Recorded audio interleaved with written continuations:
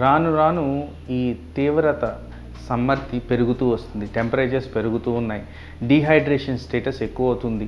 తర్వాత బయటకు వెళ్ళే సమయం కూడా మనకి చాలా తక్కువగా మనకి అవైలబిలిటీలోకి వస్తుంది. ఎందుకంటే 10:00కే ఈ ఎండ తీవ్రత ఎక్కువగా ఉంటుంది.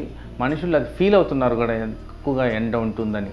సో దీన్ని ఎలా మనం అవాయిడ్ చేసుకోవాలి? ఎందుకంటే వర్క్ పోయే వాళ్ళకి కంపల్సరీగా ఎక్స్‌పోజర్ అనేది జరుగుతుంది. సో దీన్ని అవాయిడ్ చేసుకోవాలంటే ఫస్ట్ అండ్ ఫార్మోస్ట్ మనం చేసే డైలీ ప్రక్రియల్లో ఎప్పుడు చెప్తున్న విధంగానే హైడ్రేషన్ ప్రాపర్‌గా ఉందా లేదా అనేది చూసుకోవడం ఇంపార్టెంట్. ఎస్పెషల్లీ సమ్మర్‌లో మనం తాగే రొటీన్ వాటర్ కన్నా 1 లీటర్ ఎక్స్ట్రా తాగితేనే మంచిది. సో ఆల్వేస్ రికమెండ్ చేస్తున్నట్టు 3-4 లీటర్స్ వాటర్ తీసుకుంటే మంచిది. ఇది చాలా కష్టం అనిపిస్తుంది అందరికీ. కానీ మీరు చేయాల్సిందల్లా ఒకటే. ఒక గ్లాసు 1 గంటకు తాగితే మీకు ఆ రిక్వైర్మెంట్ అనేది కరెక్ట్‌గా చేరిపోద్ది. సో ఎవ్రీ అవర్‌కి ఒక గ్లాస్ వాటర్ తాగితే మీకు డీహైడ్రేషన్ లేకుండా కాపాడుకోవచ్చు. దెన్ నెక్స్ట్ థింగ్ ఏంటంటే ఎక్స్‌పోజర్ ఆఫ్ సన్ లేకుండా ఎలా చేసుకోవచ్చు? జనరల్‌గా చెప్పేది ఏంటంటే ఆ సన్ అవాయిడ్ చేయడానికి హ్యాట్ ఒకటి ప్రాపర్‌గా వేసుకోవడం, లేకపోతే అంబ్రెల్లా పెట్టుకోవడం. రెండోది loose cotton free air circulation ఉన్న డ్రెస్ వేసుకోవడం.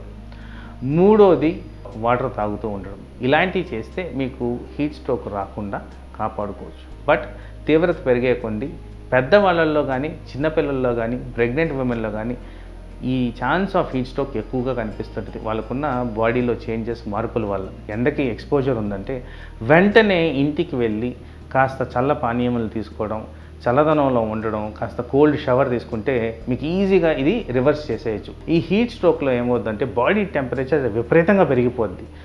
అరౌండ్ 102, 104 వరకు టెంపరేచర్స్ కనిపిస్తుంటాయి. మీకు జ్వరం తెలుస్తుంటుంది. అలాగే ఒళ్ళంతా డ్రైనెస్ వచ్చేస్తుంది. అంటే మనకి జ్వరం ఉన్నప్పుడు జనరల్గా జరిగేది స్వెట్టింగ్ వస్తుంది. అలా కాకుండా ఇక్కడ స్వెట్టింగ్ రాకుండా మీకు డ్రై ఉంటుంది. అలాగే తీవ్రత పెరిగే కొద్దీ ఇది కోమాకు కూడా దారితీస్తుంది. అన్కాన్షియస్ అయిపోతారు. సో ఆ స్టేజ్ రాకుండా ఉండాలి అంటే మీరు హీట్ ఎగ్జాషన్ ఏదైతే నేను చెప్పానో ఆ స్టేజ్లో కనుక్కుంటే దీన్ని కంప్లీట్గా రివర్స్ చేయొచ్చు. బట్ అన్ఫార్చునేట్గా హీట్ స్ట్రోక్ దాకా వెళ్ళిందనుకోండి, మీకు హాస్పిటలైజేషన్ అనేది ఇంపార్టెంట్. ఇమ్మీడియట్గా ఎమర్జెన్సీలో అటెండ్ అవ్వడం, ఇమ్మీడియట్గా మీకు డాక్టర్స్ రియాక్ట్ అయ్యి ఐవీ ఫ్లూయిడ్స్ పెట్టడం, మీ బాడీని కూల్ చేయడం, కొన్ని ప్రక్రియలు వాడడం అన్నీ జరుగుద్ది. సో ఇలాంటివన్నీ అవాయిడ్ చేసుకోవాలంటే మనము ప్రాపర్ హైడ్రేషన్ ఒకటి చేసుకోవాలి, ప్రాపర్ క్లోతింగ్ ఒకటి చేసుకోవాలి. ఇంపార్టెంట్గా అనవసరమైన టైంలో, ఎస్పెషల్లీ ఎండ ఉన్న టైంలో, పర్టికులర్లీ ఇప్పుడున్న కాలంలో 10 to 3 అవాయిడ్ చేస్తే బెటర్.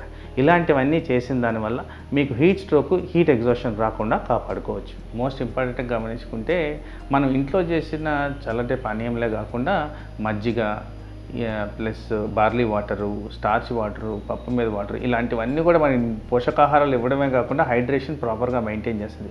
బట్ ఇక్కడ ఇంపార్టెంట్గా గమనించుకోవాల్సింది కాఫీలు, టీలు, ఆల్కహాలు, కార్బోనేటెడ్ వాటర్స్ ఇలాంటివి అవాయిడ్ చేయడం. ఎందుకంటే వాటి కారణంగా కూడా డీహైడ్రేషన్ పెరిగేదానికి ఆస్కారం ఉంది.